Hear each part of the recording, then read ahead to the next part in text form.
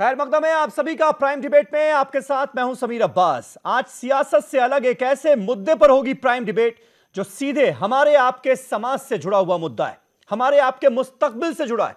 आखिर वो कौन लोग हैं जो जानबूझकर हमारी सोशल हार्मनी को, मुल्क की गंगा जमनी तहजीब को खत्म करना चाहते हैं, बात बात पर रिलीजियस इंटॉलरेंस दिखाते हैं। कुछ ऐसा ही वाकया पेश आया गुरुग्राम में पिछले जुमे, जब यहां एक खाली मैदान में जमा हुए सैकड़ों नमाजियों के बीच नमाज से ऐन पहले करीब आधा दर्जन गुंडों ने धावा बोल दिया। उन्हें धमकाया गया और तुरंत बिना नमाज पढ़े मैदान छोड़ने के लिए कहा गया। पर सीख लेने वाली बात यह रही कि नमाजियों की भीड़ में से किसी ने भी इनकी गुंडागर्दी का जवाब नहीं दिया और वहां से सीधे जाकर पुलिस में इनके खिलाफ शिकायत कर दी। गुरुग्राम की पुलिस की भी तारीफ करनी होगी, जिसने मामले की सीरियसनेस को समझते हुए इन गुंडों को ढूंढ निकाला और अदालत ने इन नफरत के सौदागरों को जेल की सलाखों के पीछे भेज दिया। आज इसी मैदान में सुकून के साथ नमाज अदा की गई। एक तो इस मामले की नमाजियों की भीड़ ने बिना माहौल खराब किए जिस तरह से इस मामले को डील किया नमाजियों ने, वो अपने आप में मिसाल है। इससे सवाल उठता है कि क्या सब्र, जब्त, तहम्मुल और दूरअंदेशी से ही हो सकता है नफरत का इलाज? आखिर आपस में फूट डालने वालों से और समाज में जहर फैलाने वालों से बचा कैसे जाए? आज इसी मुद्दे पर हम करेंगे बात अपने तमाम खास मेहमानों से। लेकिन पहले देखिए ये रिपोर्ट। नफरत की शोहरत से बचा कैसे जाए? गुरुग्राम में नमाज अदा करके मुसलमानों ने पेश की नई मिसाल। क्या सब्र, जब्त, तहम्मुल और दूर अंदेशी से ही हो सकता है ऐसी नफरत का इलाज? आपस में फूट डालने वालों से आखिर निपटा कैसे जाए? समाज में जहर फैलाने वालों से बचें कैसे?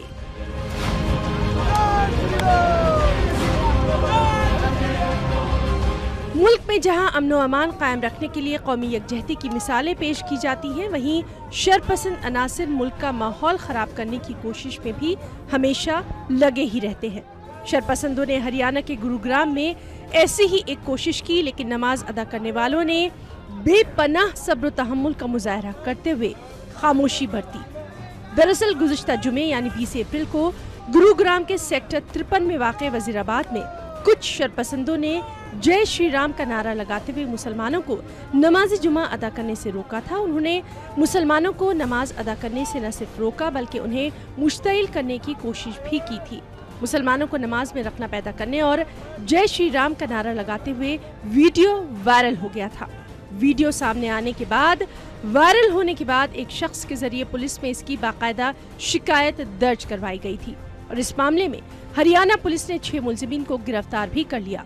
इन नौजवानों पर ताज़ीरात हिंद की कई दफात के तहत मामला दर्ज किया गया। वहीं आज गुरुग्राम के सरस्वती ग्राउंड में जुमे की नमाज पुरअमन माहौल में अदा भी कर दी गई। नमाज जुमे के पेश नज़र सिक्योरिटी के पुख्ता बंदोबस्त किए गए थे। वहीं आज गुरुग्राम में नमाज अदा करके मुसलमानों ने एक बार फिर से ये साबित कर दिया कि सब्र, जब्त, तहम्मुल और दूर अंदेशी से ही इस तरह की नफरतों को खत्म किया जा सकता है और आपस में फूट डालने वालों और मुल्क में नफरत फैलाने वालों से भी बचा जा सकता है। Bureau report, news 18 Urdu.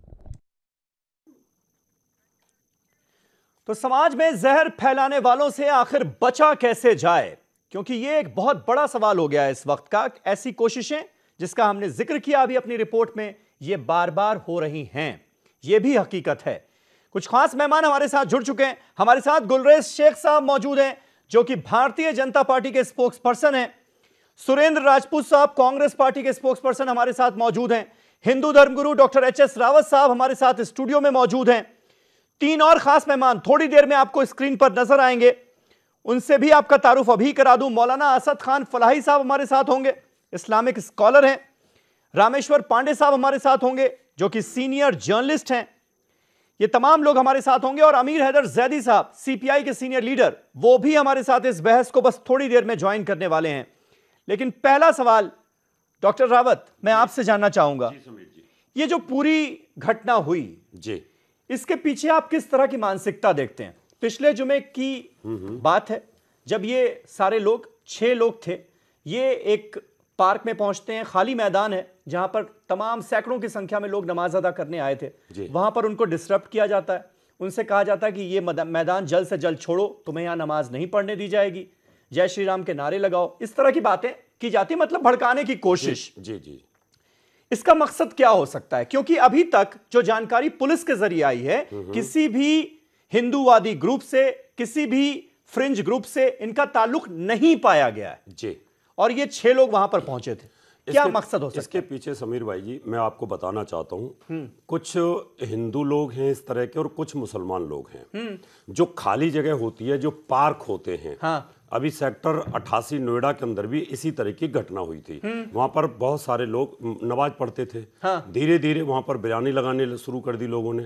धीरे धीरे वहां के लोकल लोगों को लगा कि भाई ये तो एक कब्जा हो जाएगा और यहाँ ये जो बच्चों के खेलने की जगह है और यहाँ फिर कोई आदमी इनको कुछ बोल नहीं सकता और बाद में हो सकता है मस्जिद बन जाए, जैसे लोग मंदिर बना लेते हैं, जबरदस्ती सड़कों पर बना लेते हैं। तो वहाँ के लोकल लोगों ने कंप्लेंट की, उनको रोका, बड़ी मुश्किल से जाकर के वो वहां से नमाज अदा करनी बंद की गई। हो सकता है इस तरह की वहां पे गतिविधियां चल रही हो और लोग एरिया में परेशान हो जाते हैं, सड़कों पे परेशान हो जाते हैं जब जुम्मे के दिन ये चीज पढ़ी रावत जाती है। साहब, सड़कों पर तो चलिए समझ में आता है कि सड़क रोक दी गई, जैम लग गया, लोग इंतजार कर रहे हैं कि नमाज खत्म हो, उसके बाद हम वहां से गुजरें, वो समझ में आता है। लेकिन ये जो जगह थी, ये खाली मैदान था। और मैं आपको बता दूं, बाकायदा मैंने पता किया तो पुलिस के इंफॉर्मेशन से, क्योंकि पहले दूसरे मैदान में होती थी, वहां पर कोई बिल्डिंग बन गई तो पुलिस वालों ने ही ये जमीन दी और कहा कि अब आप लोग वहां चले जाइए। 6 साल से इस जगह पर लगातार हो रही थी और ये खाली मैदान, आप देखिए आसपास कुछ भी नहीं है, खाली मैदान पड़ा हुआ है और उसमें चटाइयां बिछाकर नमाज अदा करने ये लोग पहुंचे थे और जानबूझकर डिसरप्शन किया गया। नहीं, जानबूझ के नहीं, इसके पीछे कुछ न कुछ नहीं, ये तो सरेआम गुंडागर्दी थी रावत साहब, मैं इसको कैसे जस्टिफाई करेंगे आप? बता रहा हूं, उसको समझने की बाकायदा वहां पर उनकी लैंग्वेज देखिए। मैं चाहूंगा एक बार विजुअल चला दिया जाए, वो विजुअल चला दिया जाए। मस्जिद में पढ़ सकते हैं। नहीं, मस्जिदें हर जगह नहीं है ना, जगह नहीं, तभी तो जरूरत होती है, तभी तो जरूरत पड़ती है। खेलने का पार्क है, वहां नमाज अदा करने की क्या जरूरत है? वहां का माहौल खराब होता है, बहुत सारे लोग डरते हैं ऐसी भीड़ से, बहुत सारी महिलाएं डरती हैं, तो जब हजूम निकलता है तो डर लगता है। देखिए कितने सारे लोग हैं, सैकड़ों लोग वहां पर सैकड़ों की संख्या में नमाज पढ़ने के लिए आए हुए हैं। खाली मैदान है, दूर दूर तक बिल्डिंग्स नजर आ रही हैं कि काफी दूर हैं बिल्डिंग्स, और इतनी भीड़, इतना मजमा होते हुए भी और धमकाने वाले सिर्फ 6 लोग। उसके बावजूद भी रावत साहब आप देखिए, सब्र का पैमाना देखिए कि किसी ने चूं तक नहीं की, किसी ने विरोध नहीं किया उन 6 लोगों का, क्योंकि लोग समझ रहे थे कि ये गुंडे हैं, गुंडागर्दी करने आए हैं, माहौल खराब करने आए हैं।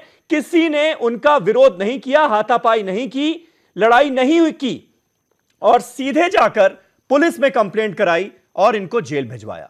नहीं, ठीक है, मैं ये नहीं कह रहा कि उन्होंने गलती नहीं की है, लेकिन उनकी भी बयानात लेने पड़ेंगे। भाई तुम्हें क्या तकलीफ थी, तुमने ऐसा क्यों किया? अब गुंडों को तो तकलीफ किसी भी बात से हो सकती है जब ना। आप कुरान पढ़ते हो तो पवित्रता चाहिए ना। ठीक है, पार्कों में जाकर के, सड़कों पे जाकर के कौन सी पवित्रता होती है? नहीं पढ़नी चाहिए। ठीक है, जब आपके पास पार्क जगह है तो वहां पढ़ लो। ठीक है, अमीर हैदर जैदी साहब हमारे साथ आ गए। जैदी साहब, ये विजुअल आप देख रहे हैं, क्या मकसद हो सकता है इनका? और एक मिसाल पेश की गई है और यह मिसाल बहुत अच्छी मिसाल है। आज हमें इस डिबेट करने की बड़ी वजह यह है कि हम चाहते हैं कि जब इस तरह के गुंडों से आपका सामना हो, जिनका इंटेंशन आपको पता है कि ये माहौल खराब कराना चाहते हैं, हिंदू मुसलमान को बांटना चाहते हैं, समाज में नफरत फैलाना चाहते हैं, इसी मकसद से आए हैं, तो उनका विरोध करने का सही तरीका यही है कि आप पुलिस के पास जाएं और कंप्लेंट करें, ना कि ऐसे लोगों से उस वक्त उस जगह पर उलझें।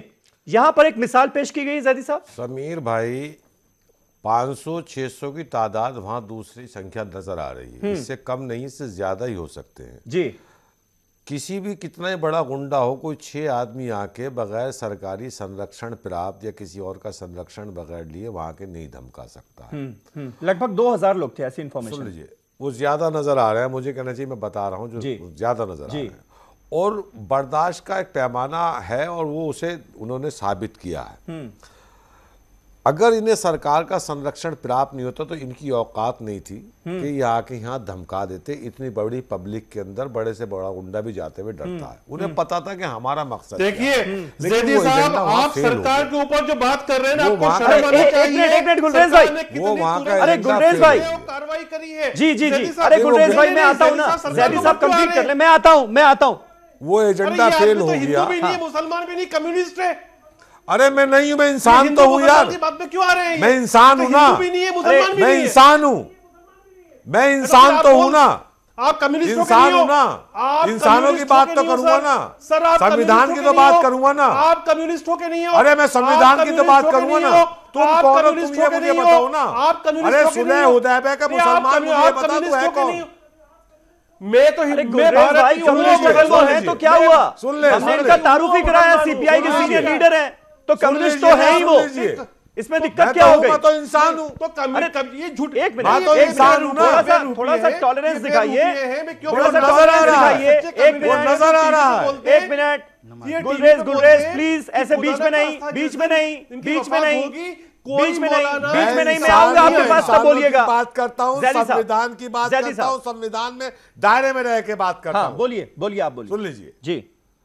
और वहां पर ये अभी सुन लीजिए, अब मसला ये कि किन धाराओं में मुकदमा दर्ज हुआ। हाँ, मामूली सी धाराओं में जमानत हो जाएगी, हौसले बढ़ जाएंगे, उनके लिए एक नई फंडिंग शुरू हो जाएगी। अब मसला ये है कि सरकार ये करना चाहिए कि जो इन्हें समर्थन करे, इनके समर्थन में नारे लगाए या इनके लिए फंडिंग करे, उसे भी जेल भेजने का काम करे, तब तो संविधान सम्मत। जैदी साहब, लेकिन यहाँ पर मैं आपको क्लियर कर दूं कि किसी भी नमाज नहीं एक पढ़ने देनी चाहिए। एक मिनट क्यों पढ़ी जाए? सरकारी जमीन पर क्यों पढ़ी जाए? एक मिनट रावत साहब, प्लीज ऐसे बीच में नहीं, ऐसे बीच में नहीं ना, ऐसे बीच में नहीं। धर्म, आस्था, सड़कों पे नहीं, पद्धति करने जमीन का पे हक नहीं। है। क्यों हक है? सरकारी जमीन तो सुन लीजिए, एक मिनट सुन लीजिए, करनी चाहिए। एक मिनट रावत जी सुन लीजिए, मैं आपकी बात का समर्थन करता हूं, नहीं पढ़नी चाहिए। फिर किसी सड़क पर भी कीर्तन नहीं होना चाहिए, नहीं होना चाहिए। फिर किसी सड़क पर भी ये कहना चाहिए पंडाल लग जाते हैं, नहीं लग जाने चाहिए। देश संविधान बिल्कुल बिल्कुल। कल बंद करेंगे, कल बंद करेंगे, कल बंद करेंगे। परमिशन है, जुमे की नमाज की परमिशन है, बाकायदा पुलिस ने ये मैदान अलॉट किया था। भाई मैं बता तो रहा हूँ, जुमे की पहले नमाज दूसरी जगह पर होती थी, वहां पर बिल्डिंग बन गई। पुलिस सरकार की बहुत बड़ी बात। पुलिस ने कहा कि आप इस मैदान में पढ़िए, क्योंकि ये मैदान थोड़ा दूर है, बिल्डिंग से दूर है और खाली पड़ा हुआ है, इसमें हमें कोई दिक्कत नहीं। फिर तो जयदी साहब की बात गलत हो गई। फिर सरकार ने तो परमिशन दे रखी है, सरकार तो प्रशासन ने परमिशन दी है, प्रशासन। अच्छा ठीक है, में अंतर है, ठीक है, आप लोगों की हो गई बात, आप लोगों की। ठीक है ठीक है। गुलरेज शेख साहब, गुलरेज शेख साहब, बहरूपिया बनके जैदी साहब जो सवाल उठा रहे हैं, बेसिकली बहरूपिया बनके बैठते हैं जी। अरे गुलरेज शेख साहब प्लीज, क्या आप मेरा सवाल तो सुन लिया कीजिए, फिर बोला कीजिए भाई, प्लीज प्लीज। गुलरेज शेख साहब, अपनी जैदी साहब कह रहे हैं कि इस जो 6 लोग आए थे, वो 6 लोग नजर तो आ रहे थे, लेकिन उसके पीछे और भी कई बहुत लोग हो सकते हैं। तो सरकार को चाहिए कि जो असल मंशा है उसको खत्म की जाए, नफरत फैलाने की। मैं यहां पर तारीफ करना चाहूंगा कि गुरुग्राम की पुलिस ने इस मामले को सीरियसनेस दिखाई, सीरियसली लिया और इन 6 गुंडों को तुरंत अदालत में पेश करके, पहले इन्हें पकड़ा गया, फिर अदालत में पेश करके जेल भिजवाने का काम किया गया, जो कि काबिले तारीफ है। हमें हमेशा बुराई नहीं करनी, आलोचना नहीं करनी, क्रिटिसाइज नहीं करना। जो अच्छा काम हुआ उसको भी कहा जाएगा। देखिए समीर भाई, गुलरेज जी, देखिए समीर भाई जी, समीर भाई, सबसे पहले तो मैं प्रशंसा करता हूं उन मुस्लिम नमाजियों की, उसके बाद मैं प्रशंसा करता हूं हरियाणा प्रदेश के शासन और प्रशासन की, जिन्होंने अपना राजधर्म निभाया और उन नमाजियों ने वही किया जो अल्लाह ने उनको कहा है, अल्लाहु मा साबिरीन। तो वो सब्र से रहे और उन्होंने कानून पर विश्वास रखा। और आप देखिए, ये एक आदर्श स्थिति है जिसके लिए हम राष्ट्रीय स्वयंसेवक संघ वाले और भारतीय जनता पार्टी वाले कार्यरत हैं। संघ चाहता है कि देश में आपस में समन्वय हो, संवाद हो। भारतीय जनता पार्टी का जो एक विजन है, वो विजन है गांधीवादी समाजवाद का। तो गांधीवादी समाजवाद और समरसता, आप इन दोनों का मेल करेंगे तो यही आदर्श स्थिति बनती है। वो भारत उस दिशा में बढ़ रहा है। और क्यों बढ़ रहा है? क्योंकि देखिए, जिस तरह से कांग्रेस की और ये वाम दलों की सरकारें खत्म होती जा रही हैं, अब ये स्थिति है कि गुलरेज, आप तो मुझे ये बताइए ना कि समाज में इस तरह की घटनाएं क्यों बढ़ रही हैं? समाज भी इंटॉलरेंस क्यों बढ़ रहा है? कोई पहली बार थोड़ी नमाज हो रही थी, 6 साल से लगातार इस मैदान में नमाज हो रही थी, अब क्यों दिक्कत होने लगी? और ये अपनी तरह का इकलौता मामला नहीं, मैं आपको बता दूं, इससे पहले भी कई ऐसे मामले सामने आए, जिसके बाद हमने ये तय किया है कि आज डिबेट हम इस मुद्दे पर करेंगे, क्योंकि इस मुद्दे को हमें कहीं ना कहीं सामने लाना अब जरूरी हो गया है, ताकि ऐसे लोगों पर जो नफरत फैलाने का ठेका ले चुके हैं, किसी से भी उन पर रोक लगे। और गुलरेज साहब, एक मिनट, जमीन पर नमाज ना हो। ठीक है, कंप्लीट करने दीजिए उनको। जी गुलरेज साहब। देखिए समीर जी, ये बुद्ध का देह, जी समीर भाई ये बुद्ध का देश है और सदा सदा से ही बुद्ध ये का देश टॉलरेंट नहीं रहा है, है। कृष्ण का देश अभी है, कल ही राम एक का रिपोर्ट देश है आई, ये, अंतरराष्ट्रीय बुद्ध का रिपोर्ट देश आई नहीं है। कि गलत मत बोलिए आप। की दुनिया हाँ, ये मोदी की भाषा मत बोलिए। बुद्ध का भी है, राम का भी है और सभी अहिंसक हैं। और कल ही एक अंतरराष्ट्रीय रिपोर्ट आई जिसमें दुनिया के चौथे नंबर का सबसे ज्यादा टॉलरेंट देश भारत को बताया गया है। तो आप ये समझे कि असहिष्णुता ये पॉलिटिकल वक्तव्य था, जिस प्रकार से क्रमबद्ध रूप से कांग्रेस और उनके सपोर्टर्स ने पहले असहिष्णुता की बात करी और साथ में अवार्ड वापसी गैंग चला, उसके बाद में इन्होंने पॉलिटिकल विंडेटा की बात करी गैंग के सदस्य हो, कोर्ट के ऊपर लांछन लगा रहे हैं। बलात्कार को हर बार बचाने ये वाले नंगे गैंग होते के हैं, इस बार सदस्य भी हो, नंगे हो रहे हैं। सुलह हुदैबा के मुसलमान हो, शजराए अबू लहब से हो, कौन से गैंग के सदस्य? अरे सर आपके मुंह से तो कोई ये बताओ ना पहले। सर आप तो इस्लाम की बात इन्नल्लाह ही मत माअ करें। साबिरीन तो दूसरों का आप तो नारा है। मुसलमान है भी कि नहीं मुझे नहीं तुम पता। तो ना आप इधर के हो कम्युनिस्ट ना इधर के हो। नहीं। अरे सर यही तो बात है। अरे साहब सर और ज़ैदी साहब, आप लोग इन्नल्लाह फंसे माअ हो जाते हैं। साबिरीन तो उनका नारा है, के बारे जो में वहां बात नमाज करने का पढ़ रहे अधिकार थे। नहीं रखते। तुम तो आप उस गैंग के कम्युनिस्ट सदस्य हो आप जो पे नमाजियों का दिखता है, सर कलम आप करने हिंदू गए हैं, थे, ना आप जो मुसलमान हैं। सबोटाज अरे करने आप- गए थे। अरे छोड़िए, तुम कौन हिंदू सी गैंग के मुसलमान, हिंदू सदस्य हो, पहले ये मुसलमान बताओ। सुनते सुनते ना साबरीन में से नहीं हो तुम। इस देश की जनता भी ऊब गई है अब। नहीं, साबरीन तुम में से अच्छे नहीं हिंदू हो, ये तुम जो अच्छे मुखौटा मुसलमान हो, पहन के बैठ अच्छे गए हो। इंसान बन जाइए भाई सब हिंदू लोग। भी मजे में है, सब मुसलमान लोग भी अच्छे मजे इंसान में। बन जाइए। इंसान सब लोग अच्छे इंसान बन जाइए बस। और इन जैसे दलालों से ठीक है, बचाना ठीक चाहिए। है। सुरेंद्र राजपूत साहब, इस तरह की घटनाएं बढ़ रही है, इसके पीछे क्या रीजन नजर आता है? चाइना के रिप्रेजेंटेटिव ठीक है, सिर्फ सुरेंद्र राजपूत साहब की आवाज आप कीजिए प्लीज जी। कितने में बेचा? एक मिनट राजपूत साहब देखिए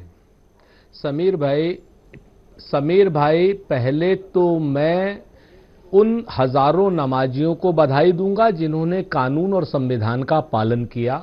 दूसरी बात, एक बड़ी पुरानी कहावत है कि घी ने संवारी रोटियां और बड़ी बहू का नाम। सच्चाई यह है कि आज भारतीय जनता पार्टी के विद्वान प्रवक्ता बड़ी बड़ी बातें कर रहे हैं। ये भूल जा रहे हैं कि वहां 6 साल से नमाज पढ़ी जा रही थी। ये भूल जा रहे हैं कि वहां पर इस तरीके की कोई ऐसी कोई इनलीगल एक्टिविटी नहीं हुई, कोई कंस्ट्रक्शन नहीं हुई, कुछ नहीं। पुलिस ने दिया है, 6 साल पहले पुलिस ने दिया, वहां पर भी कोई बढ़ जाएगा। हर सोसाइटी में होते हैं। अरे यार बोल क्यों रहे हो भाई, आप हो कौन? ये Sameer, allow me to police speak. ने कार्रवाई नहीं की सर। एक मिनट गुलरेज साहब, बीच में मत बोलें प्लीज। आप थोड़ा सा मूल फॉर्मेट समझें डिबेट का।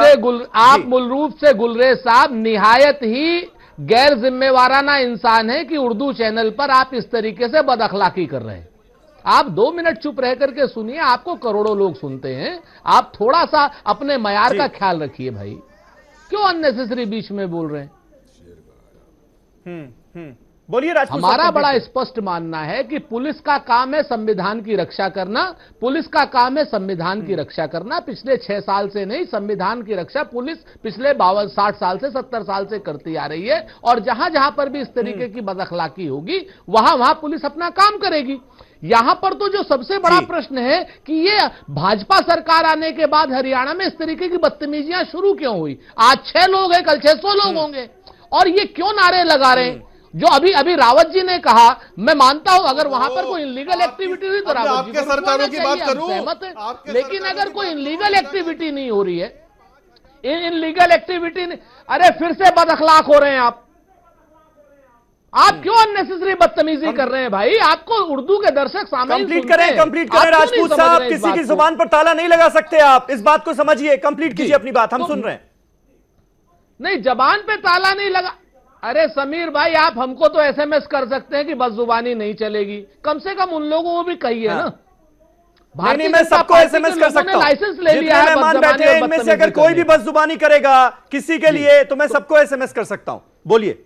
जी जी जी जी, मेरा आपसे यही अनुरोध है कि आज की डेट में ये परिस्थितियां उत्पन्न क्यों हो रही हैं कि शासन सत्ता के खिलाफ कहीं ना कहीं एक अविश्वास का माहौल हो रहा है। आज 6 लोग आकर के बदतमीजी कर रहे हैं, कहीं 600 लोग कर रहे हैं, कई लोग सड़क पे उतर रहे हैं। और जो लोग सड़क पे उतर रहे हैं उनको गोलियां मार दी जा रही हैं, जो अपने अधिकार मांग रहे हैं उनको गोली मार दी जा रही है। इन सारी चीजों पर एक सम्यक रूप से विमर्श होना चाहिए और देश में संविधान का शासन होना चाहिए। मंशा हमारी वही है, मंशा हमारी वही है। मौलाना असद खान फलाही साहब हमारे साथ आ गए हैं, इंडिया गेट की मस्जिद के इमाम भी हैं, इस्लामिक स्कॉलर हैं।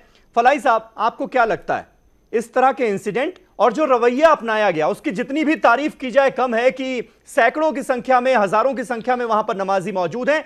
सिर्फ 6 लोग आए थे ये बताने कि नहीं तुम्हें नमाज यहां पर नहीं पढ़ने दी जाएगी। उसके बावजूद भी किसी ने आवाज नहीं उठाई, जाके सीधे पुलिस में कंप्लेंट की और ऐसे लोगों को सलाखों के पीछे पहुंचाया। बिल्कुल, मैं अपनी बात की शुरुआत सबसे पहले यहीं से करना चाहता था जी। और सबसे पहले न्यूज़ 18 उर्दू और आप लोगों को मुबारकबाद देना चाहता था कि आज आपने एक ऐसा सेंसिटिव इशू उठाया जिससे उन नमाजियों की और उन मुसलमानों की हौसला अफजाई होगी। जो लोग ये देख रहे होंगे प्रोग्राम, जो आपके व्यूवर्स होंगे इस वक्त, नाजरीन होंगे, उनकी हौसला अफजाई होगी कि आइंदा अगर फ्यूचर में भी कभी इस तरह के हालात पेश आएँ और इस तरह के होंगे तो वो सब्र और तहम्मुल का मुजाहिरा करेंगे, कानून को अपने हाथ में नहीं लेंगे। चंद मुट्ठी भर लोग थे और दूसरी तरफ हजारों सैकड़ों की तादाद में लोग थे। अगर वो रिटेलिएट कर देते तो शायद उनमें से कोई जिंदा भी नहीं बचता, मैं तो यहाँ ये अल्फाज इस्तेमाल करूंगा। लेकिन उन्होंने बहुत ही सब्र तहम्मुल का मुजाहिरा किया, वो सच में मुबारकबाद के मुस्तहिक हैं। और मैं जो ये कहूँ कि ये किसी भी एक का देश नहीं है कि कोई कहे कि ये कृष्णा का देश है या राम का देश है। ये देश है सनातन धर्म, ये दुनिया की वो तहजीब है जो ओल्डेस्ट सिविलाइजेशन कही जाती है, इंडस सिविलाइजेशन। जाके हरप्पन सिविलाइजेशन और मोहनजोदड़ो सिविलाइजेशन जाके देखें, जिसके अंदर दुनिया के तमाम मजहब, तमाम तहजीबें, तमाम कल्चर के लोग एक साथ मिलजुल कर रहते थे। रामेश्वर पांडे साहब अभी बैठे हुए हैं, मुझे कंप्लीट करने दें प्लीज। और जहां पे इस तरह की भावना और इस तरह का जज्बात ही नहीं थे कि कोई किसी को इस बुनियाद पर अपने से कमतर समझे कि वो किसी दूसरे भगवान को या खुदा को मानता है या वो किसी दूसरी जबान बोलता है या वो किसी दूसरी जगह का रहने वाला है। इस इंडस वैली सिविलाइजेशन की सबसे बड़ी पहचान और सबसे बड़ी इम्तियाज यही था कि यहाँ के लोग सबसे ज्यादा टॉलरेंट, सबसे ज्यादा सब्र तहम्मुल का मुजाहरा सही बात है, सही बात है, और वो हुआ भी है। रामेश्वर पांडे साहब, क्या आपको लगता है कहीं ना कहीं मंशा जो है इस तरह के इंसिडेंट्स के पीछे वो गंगा जमुनी तहजीब जो हमारे देश की रही है उसको चोट पहुंचाने की है? समीर भाई मैं अपनी बात नहीं बस मैं आता हूं ब्रेक के बाद। जी पांडे, देखिए अगर मंशा न होती तो आप ये बहस कर रहे हैं, बहस की जरूरत क्यों पड़ती? जी पहली बात तो ये है कि वो जो 6 लोग गए तो कोई न कोई उद्देश्य तो उनका रहा होगा ना, तनाव बढ़ाने का, भड़काने का। तो धन्यवाद देना चाहिए कि तनाव, उत्तेजना फैलाने की सारी कोशिशों के बावजूद लोगों ने धैर्य बनाए रखा और कोई तनाव नहीं हुआ। लेकिन एक बात सही है कि इस तरह की घटनाएं हो क्यों रही हैं? वो मुट्ठी भर, वो ये मुट्ठी भर लोग कौन हैं, किससे प्रश्रय मिल रहा है, और अगर इस तरह की चीजें हो रही हैं तो उसको कैसे रोका जाए? जाहिर सी बात है कि इसी तरह धैर्य से, इसी तरह टॉलरेंस से ही रोका जा सकता है। और फिर पढ़े लिखे समझदार तरक्की पसंद लोगों को ऐसे लोगों के खिलाफ आगे आना चाहिए, कहना चाहिए। और जैसा हरियाणा सरकार ने किया, पुलिस को, प्रशासन को इसी तरह काम करना चाहिए। जी एक संकट ये है कि कुछ घटनाएं इधर बढ़ गई हैं। ये हम सारे लोगों की चिंता की बात है। सभी ये बात आप मानते हैं, ये बात आप मानते हैं कि कुछ घटनाएं बढ़ गई हैं। आपने जिस पॉइंट पर खत्म किया, इसी पॉइंट से मैं शुरू करूंगा डिबेट के दूसरे हिस्से को। और गुलरेज शेख साहब, आपको इसका जवाब देना होगा आपके चैनल पर। पांडे जी, आपकी इजाजत से मैं एक बात कह दूं, आपके चैनल पर मैं कई बार कह चुका हूं कि ये हिंदू या मुसलमान, हो गया, ब्रेक हो गया जी, ये हिंदू या मुसलमान इस रूप में न देखें। ये कुछ दंगाई हैं जो सभी तरफ हैं और जी जगह जगह वो दिखाई पड़ते हैं, अलग अलग चेहरों में। इन्हें दंगाई, बहुत अच्छी बात आपने की, बहुत अच्छी आपने बात की कि दंगाई को दंगाई की तरह ट्रीट करो, उसको हिंदू मुसलमान देखो ही नहीं, क्योंकि दंगाई जो है उसका असल मजहब तो दंगा फैलाना है, दंगा करना है। उनको पहचानना होगा और जो नकाब ओढ़कर वो आते हैं उसको उतार कर फेंकना होगा। एक छोटा सा ब्रेक ले रहे हैं, ब्रेक के बाद फौरन हो रहे हैं हाजिर। समाज में जहर फैलाने वालों से बचा कैसे जाए, ब्रेक के बाद इसी सवाल के साथ शुरू होगा डिस्कशन का सेकंड दौर।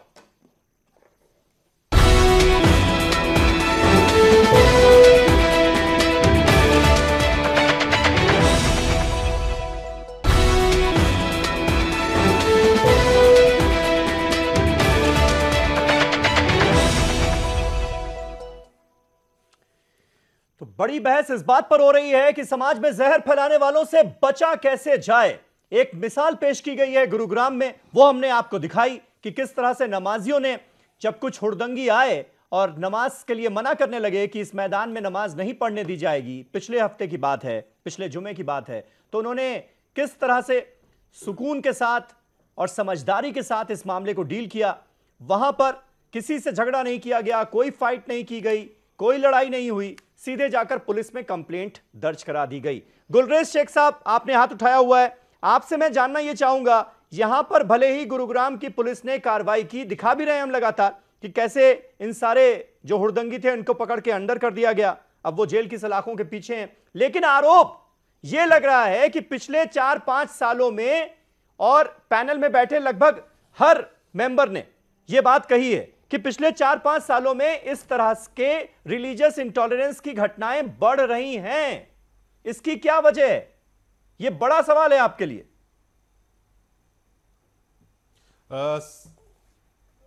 समीर भाई, आपने हमेशा देखा होगा मैं तथ्यों आधारित बात करता हूं, और मैं आपसे गुजारिश करूंगा कि विशेषकर राजपूत साहब, सुरेन जी बिल्कुल शांत और सोबर बन के बैठे, क्योंकि उनको पीड़ा होगी, वो उछलेंगे एकदम से अगर मैं तथ्य बताऊंगा तो। मैं एक ग्राउंड लेवल का वर्कर हूं, पॉलिटिकल वर्कर हूं, और विशेषकर कांग्रेस पार्टी के जब मैं कांग्रेस पार्टी को देखता हूं तो मैं देखता हूं कि इनके पास संगठन की कोई शक्ति बाकी नहीं रही है, और इसलिए बहुत सारे प्रकार के उपद्रव करते हैं जो कि आसानी से कम संख्या बल में भी हो सकते हैं। और इसका प्रमाण देता हूं मैं। सबसे बड़ा प्रमाण यह है, सन 2014 में, मतलब क्या ये कांग्रेस इलेक्शन का कैंपेन चल रहा था, जनरल इलेक्शन का, तब राहुल गांधी जी ने एक, सुने पूरी बात सुनना, आप समझ जाएंगे, पूरी बात बोल लेंगे मुझे।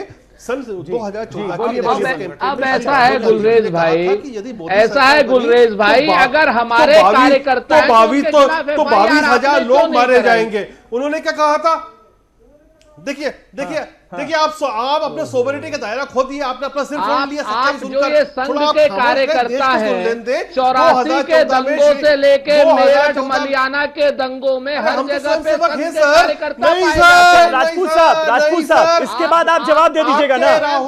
राजपूत साहब, गुजारिश मान लीजिए, गुजारिश है आपसे। 22,000 लोग मार दिए जाएंगे। गुलरेज अपनी बात पूरी कर ले, उसके बाद राजपूत साहब आप जवाब दे दीजिएगा। सोच समझ के साजिश रखी थी पहले से कि जब आप हार जाएंगे। तो 2014 में जो राहुल गांधी जी ने कहा था, खुद ने कहा था, उन्होंने ऑन रिकॉर्ड है कि यदि मोदी सरकार बनी तो देश में 22,000 लोग मारे जाएंगे। यदि मोदी सरकार बनी तो देश में 22,000 लोग मारे जाएंगे। अब उनके पास ये आंकड़ा कैसे आया है? स्वाभाविक बात है कि उन्होंने कुछ योजना बना रखी होगी कि मोदी सरकार को बदनाम करने के लिए कैसे कैसे लोगों को मारना पड़ेगा, और ये सब उसी के बाद घटनाएं हो रही हैं। तो directly Congress is responsible for all this tactics. बैठे हुए हैं हम लोग। ठीक है राजपूत साहब, वो कह रहे हैं directly Congress is responsible for this. ठीक है, आप जवाब सुनिए। समीर भाई, 22,000 का आंकड़ा दिया था राहुल गांधी ने, से सवाल है। ठीक है राजपूत साहब, दो बातें हैं। ये गुलरेज साहब को सपने में आया है या कहां आया है? अगर ये बात उन्होंने कही थी तो उनके खिलाफ उसी वक्त मुकदमा क्यों नहीं किया भारतीय जनता पार्टी ने? भारतीय जनता पार्टी के पास सारी एजेंसियां हैं, हमारे खिलाफ देशद्रोह का मुकदमा करें, और जो लोग कार्रवाई करें और कठोर कार्रवाई। राष्ट्रीय प्रवक्ता है एक पार्टी के, अरे आप उसके बाद तो आपकी सरकार आ गई थी ना। अरे आप समीर भाई, आप मीडिया की लाइब्रेरी में ढूंढ ले। अरे समीर भाई, इनको चुप करिए, इन्हें मालूम नहीं है। जवाब तो देने दीजिए ना, आपने सवाल कर लिया, जवाब सुन नहीं रहे। मोदी जी की सरकार आ गई तो उसके बाद सीबीआई आपके पास, रॉ आपके पास, आईबी आपके पास, स्टेट पुलिस आपके पास, एफआईआर कीजिए, गिरफ्तार कीजिए। कौन रोक रहा है? क्या टीवी पे बैठ करके इस तरीके के अनर्गल बयानबाजी के लिए आपने वो बयान रोक रखा है? आप हमें जेल में बंद कीजिए। अगर हमने इस तरीके की कोई बदअखलाकी की है, कोई गैर कानूनी काम किया है, देशद्रोह का काम किया है, आप हमें बंद क्यों नहीं करते हैं? ये सवाल आप तभी क्यों उठाते हैं जब दलित को आप दलित को मारते हैं? ये आप तभी क्यों सवाल उठाते हैं उसके पास जब मरी गाय की खाल के लिए जिंदा दलितों को मारा जाता है। ये आप सवाल तभी क्यों उठाते हैं जब देश भर में मुसलमान ये कहता है कि हमें दिक्कत है। जब सुप्रीम कोर्ट में लोग दिक्कत करते हैं, संवैधानिक संस्थाओं के कमजोरी की हम आवाज उठाते हैं, ये इस तरीके का झूठा बयान आप तभी क्यों उठाते हैं? ये संघ के लोग समीर भाई, ये संघ के लोग ना किसी बोलते हैं ना किसी को बोलने देते हैं। झूठे लोग हैं, मक्कार लोग हैं, छल करते हैं। आपकी बात पहुंच गई सब तक, आपकी आवाज माशाल्लाह से बहुत बुलंद है। जी रावत साहब, अब गुलरेज एक मिनट यार, गुलरेज प्लीज प्लीज, गुलरेज भाई एक, गुलरेज भाई सुन लीजिए जरा, रावत साहब आपसे एक सवाल पूछना चाह रहे हैं। गुलरेज भाई, हाँ अरे सुन लो। वो नहीं सुनेंगे आपकी। रावत साहब मुझे ये बता दीजिए, छोड़ चाह रहा हूँ, हाँ। सरकार इनकी है। हाँ। अरे गुलरेज भाई सुन लो, सरकार आपकी है हरियाणा में, हाँ। और केंद्र में भी है, यूपी में भी है। हाँ। ये पार्कों में सरकारी जमीन पर ये नमाज कब बंद करोगे आप? नमाज बंद कब करोगे? हाँ, नमाज बंद कौन करवा सकता है? नहीं होनी चाहिए नमाज बंद कौन करवा सकता है? क्यों करते हो? गंदी जमीन पर क्यों करते हो? एक पाक पूजा पाठ करने के लिए आप क्यों करते हो ऐसी जगह पर? उन पे आप कब रोक लगाओगे आपकी सरकार? अच्छा, ये आपका सवाल है। मेरा सवाल, देखिए रावत साहब, आप तो हिंदुस्तान का सामाजिक ताना बाना वैसे ही टूट रहा है और आप और तोड़ रहे हैं। रावत जी ऐसी बातें करके। गुलरेज भाई जवाब देना चाहेंगे? आपसे कि ये जो लोग नमाज पढ़ रहे हैं उनका निजी विषय है। मैं जवाब दे रहा हूं, मैं कह रहा हूं कि जो लोग नमाज पढ़ रहे हैं ये उनका व्यक्तिगत विषय है कि वो किस प्रकार की जमीन पे पढ़ना चाहते हैं। सरकार का ये कार्य नहीं है। उनको जहां तक अनुमति देने का विषय था, सरकार ने अनुमति दी, और जब किसी ने दंगाई ने कुछ कार्रवाई गलत करी तो संघ सरकार ने उसको जेल में डाला। ऐसी चीजें बहुत बढ़ रही है, तनाव बढ़ रहे हैं। जहाँ खाली जमीन नहीं तो नमाज पढ़ी जाती है, अरे रावत साहब आप समझे नहीं बात को। खाली जमीन पर नमाज पढ़ने से तनाव थोड़ी हो रहा है, गुंडों के वहां पर पहुंचकर डिस्टर्ब करने से तनाव हो रहा है भाई। आपके पास और वो तनाव भी नहीं होने दिया नमाजियों को। अच्छा एक सेकंड रावत जी, रावत साहब वो तनाव भी नहीं होने दिया नमाजियों ने। इनका सवाल का जवाब दे दूं। फलाई साहब जी, हिंदुस्तान में जो हजारों मस्जिदें सरकार ने बंद कर रखी हैं, उनको भी जरा खुलवा दीजिए। पार्क में नमाज पढ़ने की नौबत नहीं आएगी। पाक जगह पर पाक हो गए, मैं आप ही से कह तो रहा हूँ, हिंदुस्तान में पड़ा हुआ है, हिंदुस्तान में गंदगी के बीच कहीं कोई नमाज नहीं पढ़ा, किसको पता? पार्क में क्या सोना जड़ा हुआ है वहाँ पर? पत्थर लगे हुए हैं क्या? संगमरमर लगा हुआ है? ठीक है फलाई साहब, गोबर कर जाती है। फलाई साहब जवाब दे रहे हैं, सुन तो लीजिए। पहले मसला बता दूं, अगर किसी ने किसी जगह पे पेशाब भी कर दिया ना और वो धूप से सूख गई वो जगह, तो वो नमाज के लिए पाक हो गई। ये मसला है। अब आप समझ लीजिए नमाज पढ़ने के लिए हाथ धो करके करते हो फिर? अरे ये सूखा तो है, आप जा करके फिर क्यों जाते हो? सीधे चले जाओ, आप तो सूखे हुए हो। आप डॉक्टर हो, आप पढ़े लिखे आदमी हो, और ऐसे सेंसलेस टॉक करेंगे आप डॉक्टर साहब? गंदी जमीन पर क्यों करते हो आप? गंदी जगह नमाज ही नहीं होगी, मस्जिद में जाओ। अरे भाई वो इस्लाम के हिसाब से बता रहे, सुन तो लीजिए ना। अरे मस्जिद है तो क्यों जाते हैं? गंदी जगह पे जा कुत्ते पेशाब करते हैं। जैसे आपको हिंदू धर्म की नॉलेज है वैसे ही उनको इस्लाम धर्म की नॉलेज है। इसलिए तो उनसे बहस कर रहा हूं। पॉइंट तो सुन लीजिए, इसीलिए बहस कर रहा हूं मैं आपसे। आप इतने सेंसलेस बात कर रहे हैं, आप ये कह रहे हैं जो पाक जगह है उसको नापाक बना रहे हैं आप ये कह रहे हैं वजू क्यों करते हैं? आपको यही नहीं पता कि इस्लाम ने सबसे पहली चीज जो है पाकीज़गी है। और पाकीज़गी सुनिए सिर्फ बदन की नहीं है, दिमाग की, सोच की, अफकार की, ख्यालात की, अखलाक की, इन सब की पाकीज़गी जरूरी है। ऐसी जगह पर नमाज आप कंप्लीट ही नहीं करने दे रहे हैं। ठीक है हो गई आपकी बात। ये फलाई साहब, लेकिन फलाई साहब एक सवाल मैं आपसे ये पूछना चाह रहा था, क्योंकि बार बार मुझे ट्विटर पे भी लोग मैसेज करके ये पूछ रहे हैं कि भाई मस्जिद में क्यों नहीं पढ़ते जाकर नमाज, क्यों पार्कों में पढ़ रहे हो, क्यों फुटपाथ पर पढ़ रहे हो, क्यों सड़कों पर पढ़ रहे हो? ये सवाल बार बार पूछा जाता है। इसका क्या जवाब? इसका जवाब दूं? हाँ। आप सुनिए, जिस दिन हिंदुस्तान के जो 20 करोड़ मुसलमान है ना, हाँ। अगर सब के सब नमाज पढ़ने लग जाएं, हाँ। तो जितनी मौजूदा मस्जिदें मौजूद है ना इस वक्त मसाजिद, हाँ। इसकी डबल भी कम पड़ जाएंगी। ये तो सिर्फ जुमे की नमाज में, चूंकि इंसान का भी जमीर इतना जिंदा है कि हफ्ते में एक दिन तो नमाज पढ़ लूं मैं, खुदा को याद कर लूं मैं, तो इंसान ये जा रहा है। 100 करोड़ हिंदू इकट्ठे होंगे उस दिन तो मंदिर क्या, तो सारी मस्जिद भी छोटी पड़ जाएंगी। सारी अब आप उसका आप देखो, आप उसको कुछ एंगल से दे रहे हैं। अब आप किस एंगल? जवाब हुआ? ठीक है, क्या जवाब दिया आपने? ठीक है जैदी साहब, देखिए हमें बस ये सोचना है और देश को ये बताना है कि अगर इस तरह से कोई डिस्ट्रप्शन करने की कोशिश करे, समाज को बांटने की कोशिश करे और तशद्दुद फैलाने की कोशिश करे, तो उसका सामना कैसे किया जाए। आज इस डिबेट का मकसद यही है जैदी भाई। देखिए अब सोल्यूशन बताइए सर। आपके जो सीनियर सहाफी हैं उन्होंने एक बहुत अच्छी बात कही कि इन्हें दंगाई माना जाए, हिंदू तो हिंदू भी नहीं है, मुसलमान से आगे और हिंदू मुसलमान का विषय है। इन दंगाइयों के समर्थन में अगर कोई आता है तो उसे भी दंगाई माना जाए, साथ में उसे ही माना जाए। तो आप कह रहे हैं कि रावत साहब एक मिनट सुन लीजिए यार, सुन लीजिए। अब रावत साहब की बात कहता हूं कि पार्क में नहीं, बगैर अनुमति के कहीं नमाज हो ही नहीं सकती। यहां पे अनुमति प्रशासन से थी, इसलिए नमाज हो रही थी। अगर किसी पार्क में बगैर प्रशासन की अनुमति के, जो उस जमीन का मालिक है, नमाज हो रही तो वहां नमाज नहीं हो सकती है। अब ये दूसरी बात, कई जगह बिना इजाजत भी तो होती है, सड़कें बगैर अनुमति के रोक लिया जाता है, लोग इंतजार करते रहते हैं, जाम लग जाता है, ये सब तो होता है। वो गलत है ना। अगर नजासत की बात ये कर रहे हैं, जमीन नजीस है जी, अरे ये वतन की मोहब्बत की अलामत है इस्लाम के अंदर। अगर पूरा शरीर नजीस हो और वतन की एक मुट्ठी उठा के खाक अगर बदन पे मल ली जाए तो पूरी नजासत खत्म हो जाती है, नमाज आदमी पढ़ सकता है। क्या बात करते नमाज पढ़ सकता है, ये इस्लाम बता रहा हूँ, इस्लाम बता रहा हूँ। अगर आप मुकम्मल नजीस हैं और आपके पास पानी नहीं है तो वतन की एक खाक मुट्ठी मिल के उठा के अपने जिस्म पे मल लीजिए और आप पाक है, आप नमाज पढ़ सकते हैं। देखिए फलाई साहब कह रहे हैं, बहुत खूबसूरती के साथ बयान किया जादी साहब, ठीक है, इसलिए आपको रावत साहब ऐतराज नहीं करना चाहिए। मुझे नहीं लगता इसमें ऐतराज की कोई बात है। मुझे ऐतराज इसलिए है क्या अपने आप को इतना पाक और पवित्र बता करके कुत्ते लैट्रिन करते हैं, पेशाब करते हैं, गाय भैंस गोबर करती है, लोग वहां जाकर के थोड़ा अच्छे अल्फाजों का इस्तेमाल कीजिए रावत साहब, अल्फाजों की शाइस्ते की बाकी रखिए। कुत्तों को अरे छोड़ दीजिए, ठीक है, वतन की मिट्टी से मोहब्बत है। रामेश्वर पांडे साहब इतना पवित्र मानते हैं वतन की मिट्टी को। जी जी, अगर आप हालत नजासत में देखिए,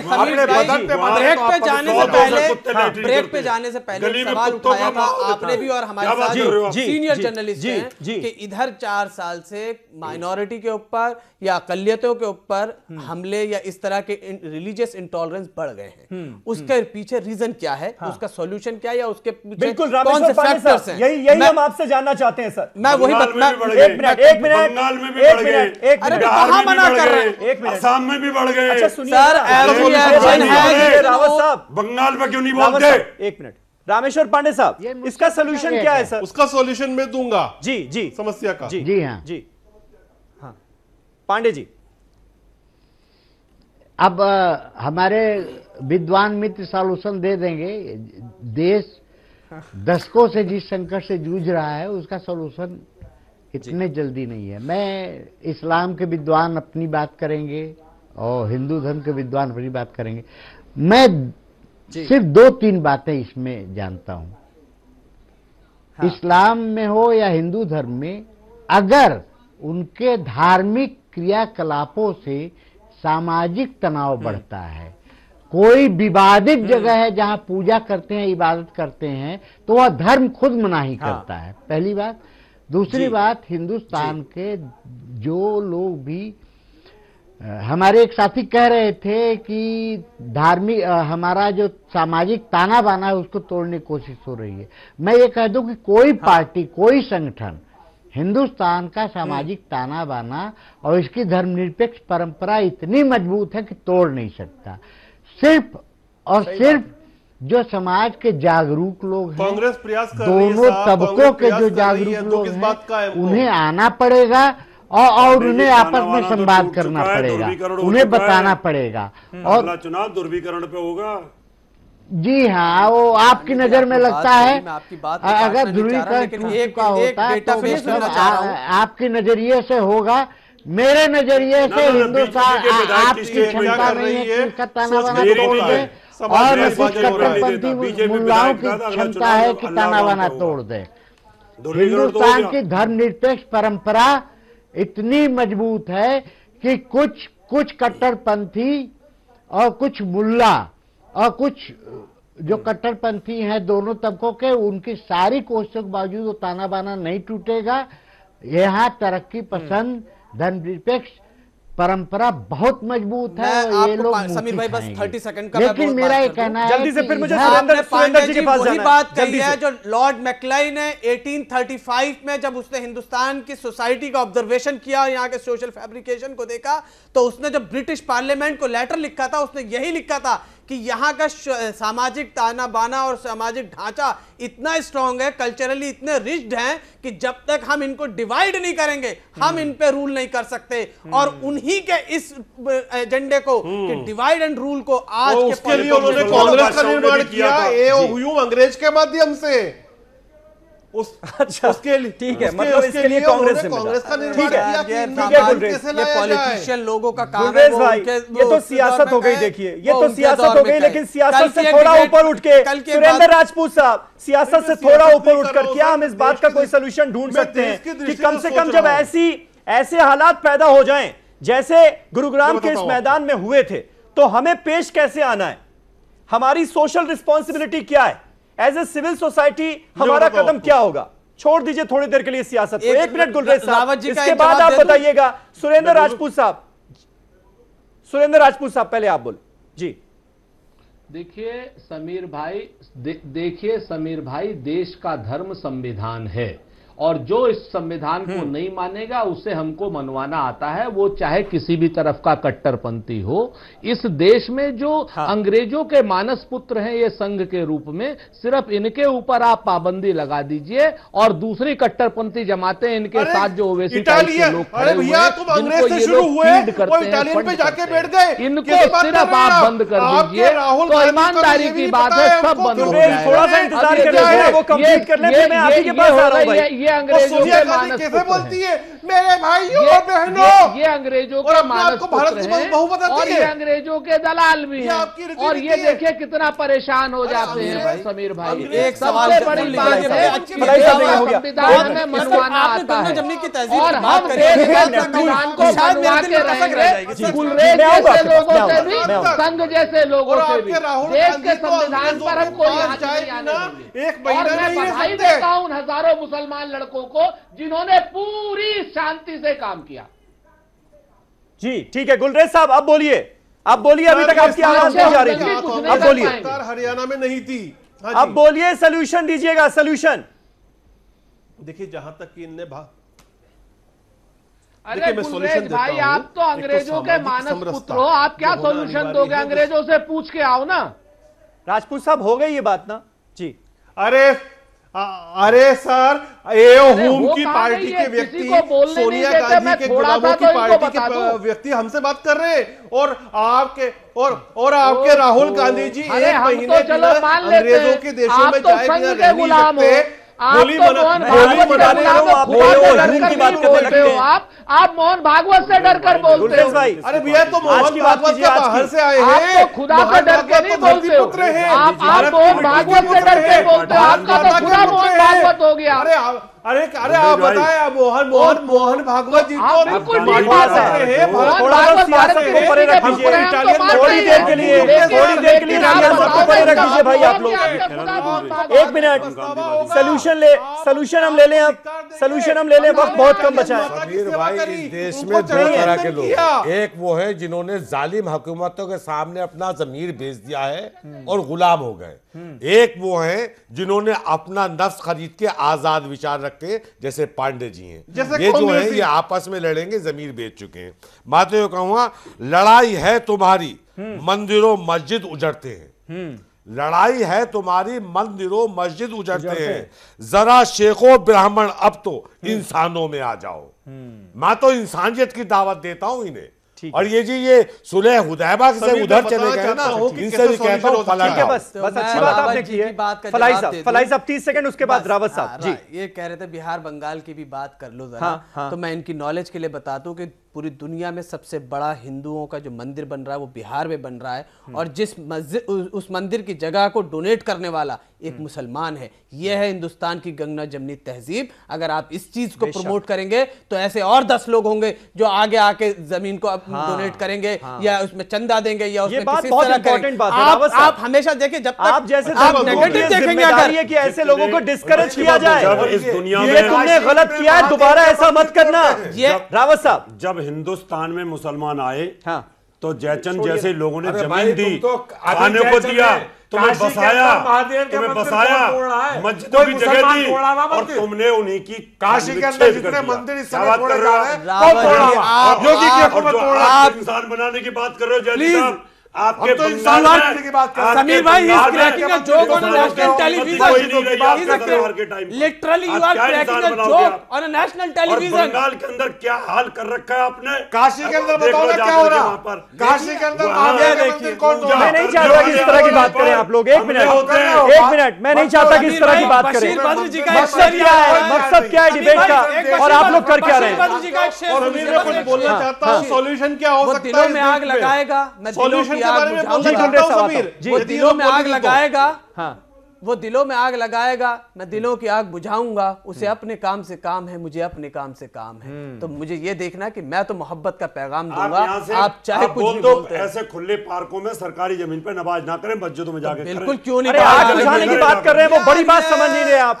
रावत साहब, आग बुझाने की बात करें, अगर कोई आग लगाने की कोशिश करे तो तुम आग बुझाने का काम करो, ये आपके मुंह से क्यों नहीं निकलता? 6 साल से लगातार एक ओपन जगह पे नमाज क्यों पढ़ रहे हो भाई? मस्जिद में जाके पढ़ लो। रावत जी, हो रही है, आप जैसे ही लोग आप पार्क को कब्जा कर लेंगे, सॉरी टू से, मस्जिद बन जाएगी। कब्जा कर रहा है पार्कों पर? कोई कब्जा कर सकता है क्या? ऐसे नमाज पढ़ने से कब्जा हो जाता है पार्कों पर? रेलवे स्टेशन पे प्लेटफॉर्म ट्रेन में नमाज पढ़ने से मस्जिद हटा दो, आप हवाई जहाज में नमाज पढ़ने दो। भाई साहब, जामा मस्जिद के ऊपर यहाँ आप देखिए जाकर के हनुमान मंदिर के सामने आधी सड़क रोक के बैठे हुए, मस्जिद को वहां से हटा नहीं सकते।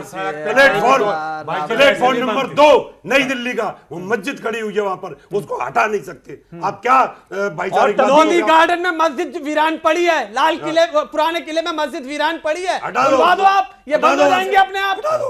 क्या बात? लाल किले में मस्जिद बंद पड़ी है, तो कहते हैं हम काउंटर देने पे। रावत साहब, इतने सारे इंसिडेंट्स आपने गिना डाले, इसीलिए तो हम कहते हैं कि रिलीजियस इंटॉलरेंस बढ़ रहा है इस देश में। क्योंकि ऐसे आप तो साबित कर रहे हैं इस बात को, यहाँ बढ़ रहा है। आप कह रहे हैं यहाँ भी प्रॉब्लम, वहां भी प्रॉब्लम, प्लेटफॉर्म पर भी प्रॉब्लम, सड़कों पर भी प्रॉब्लम। अब ये यहाँ नमाज हो रही है, अब मस्जिद बनने से कोई रोक नहीं सकता, न सरकार रोके न पब्लिक रोके, सब डरेंगे। किसी ने मस्जिद बनाने की बात ही नहीं की,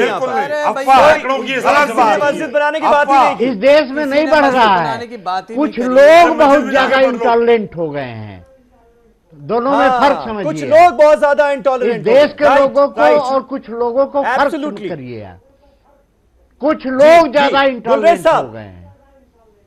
ठीक है गुलरेज साहब, कुछ लोग ज्यादा इंटॉलरेंट हो गए हैं जी, बात बात पर गुस्सा हो जाते हैं, नाराज हो जाते हैं, ये मत करो वो मत करो बताने लगते हैं। देखिए ऐसे हुड़दंगियों से कैसे निपटेंगे आप?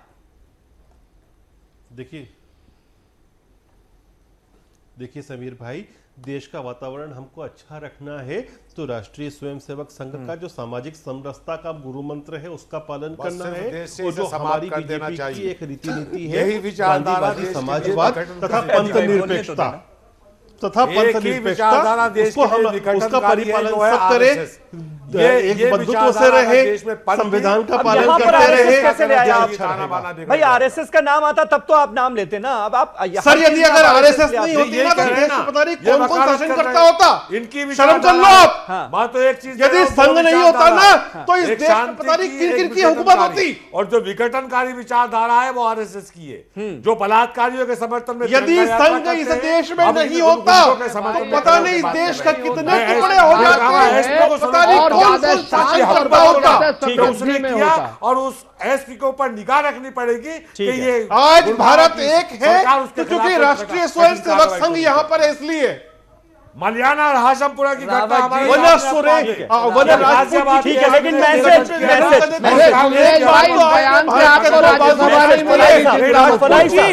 ठीक है छोड़ दीजिए सियासत। फलाई साहब 30 सेकंड बचे हैं, आखिर में मैसेज क्या देना चाहेंगे आप इस डिबेट के जरिए कि अगर ऐसी सिचुएशन आ जाए तो क्या करें लोग? मैं नाज़रीन से भी यही तवक्को करता हूं और अपने साथ में बैठे पैनलिस्ट जो डॉक्टर रावत हैं उनसे भी यही रिक्वेस्ट करूंगा कि हमें अपने अंदर सब्र, तहम्मुल और ज़ब्त का मुजाहरा करना समझ चाहिए बहुत और कुर्बानी देनी चाहिए दूसरे के लिए कि अगर किसी मेरी कुर्बानी से दूसरे को खुशी मिल रही है, दूसरे के लिए आसानी हो रही है, तो मैं पहले कुर्बानी देने के लिए तैयार हो जाऊं। बहुत अच्छी ये बात होनी चाहिए। जब तक हमारे अंदर इसार और तरजीह का मामला नहीं आएगा कि हम दूसरे की फीलिंग्स की कदर करने पहले नहीं सीखेंगे, तब तक कोई हमारी फीलिंग्स की कदर नहीं कर सकता। पूरी दुनिया की एक ही मोरालिटी की कोई किताब पढ़ने की जरूरत नहीं है। एक जुमले में अल्लाह के रसूल सल्लल्लाहु अलैहि वसल्लम ने फरमाया कि जो अपने लिए सोचते हो वही दूसरों के लिए सोचो। तो मैं क्या सोचता हूं कि सब मेरी फीलिंग्स की कदर करें, तो मैं पहले दूसरों की करूं। कोई मुझे धोखा ना दे तो मैं किसी को धोखा ना दूं। कोई मेरे साथ बदतमीजी ना करे तो मैं किसी के साथ बदतमीजी ना करूं। एक सेकंड मुझे कंप्लीट करने दीजिए रावत जी, जमीन प्लीज। मैं किसी के साथ फिर वही पकड़ गया।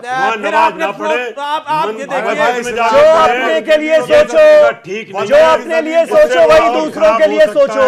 इतनी छोटी सी बात कभी भी खराब हो सकता है। इतनी छोटी सी बात अगर हम समझ जाएं, हिंदू मुसलमान में अपने आप को मत बांटे, अच्छे इंसान बन ले पहले, हिंदू मुसलमान बाद में बन लीजिएगा, अच्छे इंसान बन लीजिए। और जो अपनों के लिए अपने के लिए सोचो वही दूसरों के लिए भी सोचो। अगर इतनी छोटी सी बात हम मान लें तो मुझे लगता है सारी चीजों का, सारी प्रॉब्लम्स का सलूशन निकल जाएगा। जो फलाई साहब ने बात कही, बहुत बहुत शुक्रिया, बहुत बहुत शुक्रिया। मजमूआ है एक लाइन। बिल्कुल बिल्कुल, बहुत बहुत शुक्रिया आप सभी का हमारे साथ इस डिबेट में हिस्सा लेने के लिए। कल एक नए टॉपिक पर नई डिबेट के साथ हाजिर होऊंगा। तब तक आप तमाम खबरों के लिए देखते रहें न्यूज़ 18 उर्दू। शब बख़ैर।